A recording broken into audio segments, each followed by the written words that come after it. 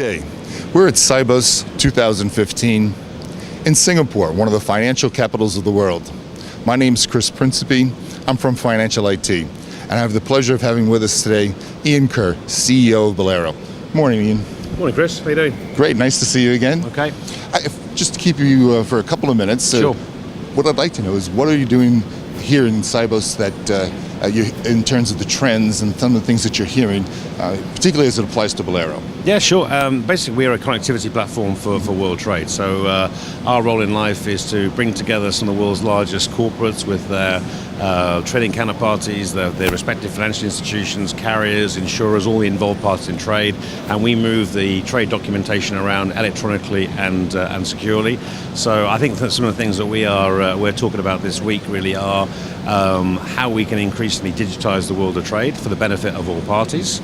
There's still a lot of work to do in terms of that, but also how we can latch that onto some real sort of hot topics that are in the banking world right now, notably around regulatory compliance. And we are very much supportive of some of the challenges that the banks have got in that area.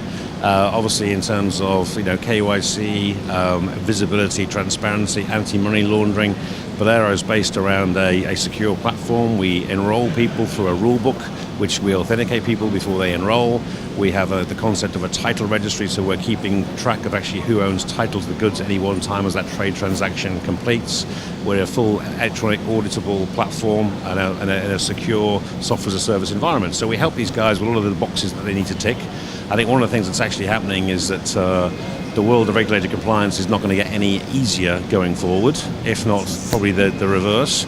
And banks that can get leg ups from wherever they can in terms of technology vendors and supporting solutions are really keen to do so. So that's sort of the main things we've been talking about this week.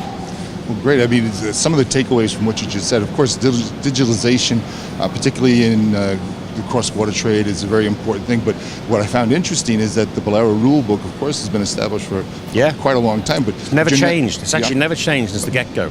So there's been no need for an update. And it's been reviewed by some pretty diligent teams of lawyers in banks and corporates. I would say probably all of them. So what it means is it's fair, and it actually reflects the roles and responsibilities of how the parties interact through our platform, and also the legal compliance and legitimacy of the transaction. Well, great. And then this leveraging of that rule book to fulfill the compliance and regulatory, that's a very interesting aspect, of course, very important in the industry today. What do you see, Ian, going forward as some of the trends we should be looking at for next year? Well, I think everybody this week is talking blockchain. It is the word on everybody's lips. I'm not sure everybody really understands where it fits right now. There are certainly some potentially interesting applications around trade. We are involved in a couple of situations right now that are fairly secretive. I'd love to be able to tell you more, but hopefully we'll be able to before too long. And we're looking at how we can leverage our core capabilities to support a blockchain type environment. It's got some benefits in terms of distribution of documents and visibility and transparency, the things we've been talking about in terms of regulatory compliance.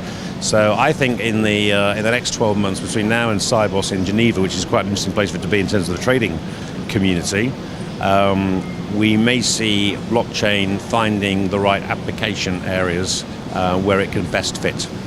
Well, great. Ian from Financial IT, we really appreciate you taking a couple of minutes from a busy Sibos schedule to spend with us. Best of success going forward, and thank you very much. Okay, pleasure. Great. Okay, cheers. Good. Chris Principe, Financial IT.